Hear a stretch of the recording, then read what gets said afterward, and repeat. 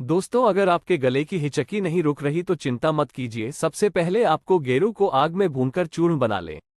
शुद्ध शहद के साथ चूर्ण सेवन करने से हिचकी बंद हो जाती है। अगर आप हमारी YouTube चैनल पर नए आए हो तो हमारी दोस्तों, अगर आपके गले की हिचकी नहीं रुक रही तो चिंता मत कीजिए। सबसे पहले आपको गेरू को आग में भूनकर चूर्ण बना लें। शुद्ध शहद के साथ चूर्ण सेवन करने से हिचकी बंद हो जाती है। अगर आप हमारी YouTube चैनल पर नए आए हो तो हमारी YouTube चैनल को सब्सक्राइब करें ताकि ऐसी वीडियो आपके पास जरूर पहुंचे।